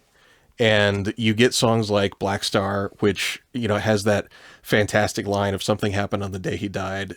The spirit rose a meter and stepped aside. Someone else took his place and bravely cried, I'm a black star. Can you pass the torch better than that? And I don't think anyone has risen to take that yet. And I think Bowie was desperately hoping that at some point there will be, for lack of a better term, another David Bowie. And I don't know that we'll ever see that because Bowie is such a singular, talented, artistic person. But to me, that's what Blackstar means. And I will also say that since 2 days after it was released and it was announced that Bowie had passed, since that day, I have not listened to the entire album. Interesting. Occasionally I'll go and I'll listen to one song here, one song there, but to put it on and just let it play, I can't do it. And as silly as this sounds, because I never met David Bowie. David Bowie did not know who I was, but his death affected me greatly.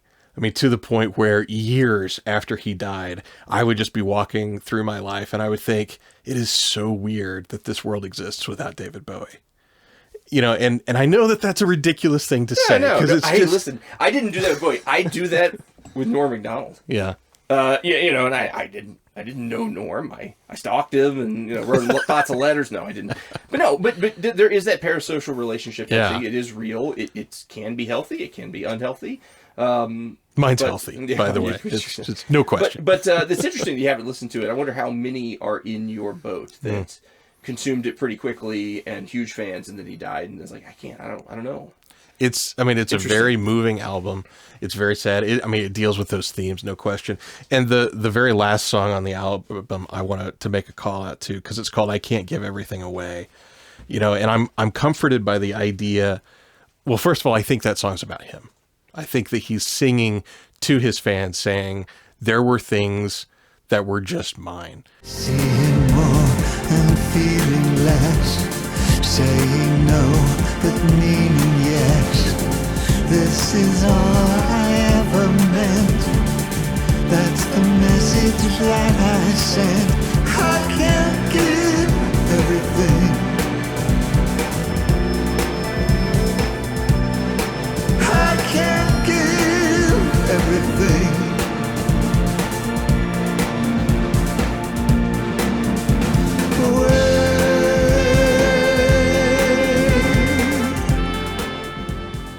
And I'm comforted by the idea that he saved things for himself. He saved things just for his family.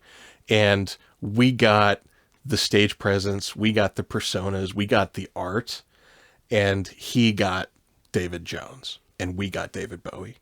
That is a great way to look at it. This is what I'll say about the album. It wasn't made for me. I don't know who it was made for. It probably was made for David Bowie. Exactly. And those who can appreciate it do, but it's not for me, and I don't let it color any of the past albums that I may like or do like. It just did not click with me at all. It is what it is, right? I'm not going to trash it or anything. It's just not my kind of album. Yeah. Well, there we go. So now we have come to the end, and I think we need to get back to the question. Mm-hmm. Who is the most influential artist in this modern era, the radio era? And we talked last time about a few. I'm going to toss some out. I'd mentioned Prince. Prince should not be up there. I think that there is a place for Prince in some kind of list, but this is not it. Especially when I just simply don't like any of the music. It's really hard to be that objective. I'm going to toss Michael Jackson out because while I feel like he was a character, I'm not convinced he was, as an adult, a musician of that kind of renown. I mean, I think I don't know. I don't. I think his influence was more bottled. For his time, he was very influential. I'm not sure that he has spread beyond that. Right, and he influenced Usher, obviously, because Usher's been doing a Michael Jackson impression his whole career. And I'm also going to toss out Elvis for similar reasons in that he was incomplete. He didn't write his own songs, and he wasn't. He could play the guitar. His voice was his instrument, and his. In terms of star power, I don't think anyone on this list even comes close. I mean, he is an institution, but I'm going to toss him out too. So for me, that leaves. I'm going to be frank. It leaves Black and Johnny Cash. Johnny Cash, or the Man in Black. No, I call him Black. John and I. Last time I was in Nashville, John and I, we agreed I'd just call you Black, buddy. I was 8. That's before he died. Johnny Cash. And I'm just not putting the Beatles up. I mean, I guess there's yes and no, right? I mean, I guess I'll put the Beatles up there because your argument that you made in the last episode is sound. That if you look at them as the sum of the parts, there is something special there. But that being said, I would say that I would rank them that Bowie is the most. I would put Cash behind him very quickly because of just how much into the culture Johnny Cash was, and across different spectrums and different styles of music. And then the Beatles, I would say, of course, with pop and with bands, and specifically with Oasis. There's a ton of influence, right? But I really am going to give it to Bowie. But I am going to say Johnny Cash, not too many steps behind, because he is massively influential in music that we listen to, and in a lot of music that we don't. So we wouldn't have necessarily the same perspective. So that's where I've landed on it. Yeah, that's a good place to land. I'm not going to pontificate much on this. I will say that I'm also going to say David Bowie is the most influential artist, to use your phrase, in the radio era. And the reason I'm going to give it to him is I will cite one example, and I could cite many, but I'm just going to cite one. Bowie is influential to people who do not even know they were influenced by David Bowie. Sure. And the person I'm going to point out is, as of the time of this recording, the hot person out there right now is Chappell Roan. Yes. And if you look up any of Chappell Roan's... From our area. That's true. Southwest Very true. Missouri, Very true. But if you look up any of her influences, never once has she mentioned David Bowie. I will stand here and I will argue that without David Bowie, there is no Chappell Roan, whether she knows that or not. Yeah, that's how much distance there is in her age from it. And she's pointing to the people that influence her who were directly influenced by him. Right. And so I think that sphere of influence exceeds Johnny Cash. I think it even exceeds the Beatles, although I have strong arguments for the Beatles when we do that episode. But I think that because of the expanse of music and of styles and of things that David Bowie did, I think his fingerprints are on way more things. All right. Well, I think we both came to the same conclusion. Wow. This was a deep dive about a subject we knew a ton of. We, wanted to make sure we had our facts straight. Yep. Okay, folks, do you agree with us? Are you a big Prince fan? An angry Prince fan? I would say you're a big Prince fan. Prince was pretty short, so I guess to be taller than Prince, you might still be also short, but perhaps you're a giant Prince fan, which means you're of average height, and you disagree with us. So check us out on our Facebook page, or just go to YouTube, go to this video, and make some comments on it. Tell us what you think. We'll always check them out. We may very well read them on the air. Also, you can go to our webpage. It is 2, middleagedguys.com. And our Facebook page, middleagedguys.com. We're also on X, but we don't do much on there, but you'll see, new episode drops and the like. And we really appreciate you hanging out with us tonight. Chris, these were such great episodes on David Bowie. It was really special. And I'd like to send off our listeners with a special song. Well, I don't know that that's necessary. Oh crap, we're starting. Okay.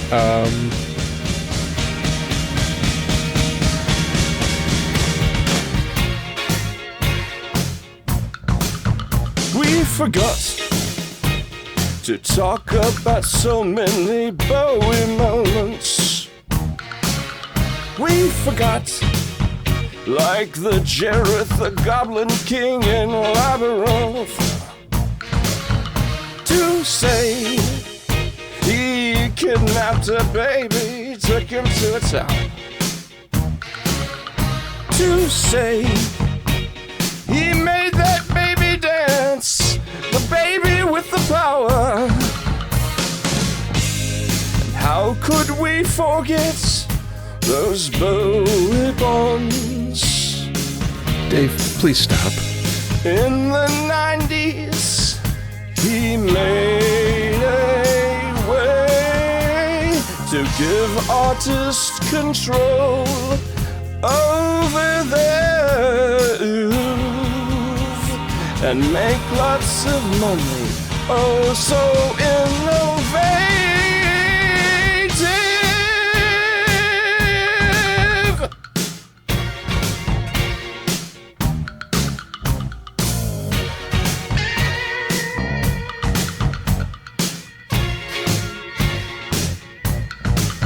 There's more. We forgot all about Under Pressure. Sorry, it's a good song, but the Mercury Law. Futurist, Bowie Net was ahead of its time. He pioneered releasing music digitally and legally. And of course, his big silver suits. Wait, his what? He wore it all the time on stage. If people, they would say, there's David in his big suit. I hope he sings, burning down the house.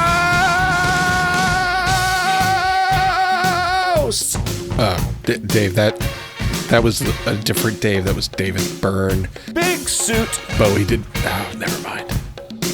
What's that? Dave, if I have to tell you about this big suit one more time. Big suit. No big suit. Huh? No big suit. What? David Bowie never wore a big suit. Yes, he did. In the 80s, while on stage, that suit was so huge. Yeah. No, that was David Byrne. Talking Heads, David Byrne, big suit, not David Bowie. Oh yeah.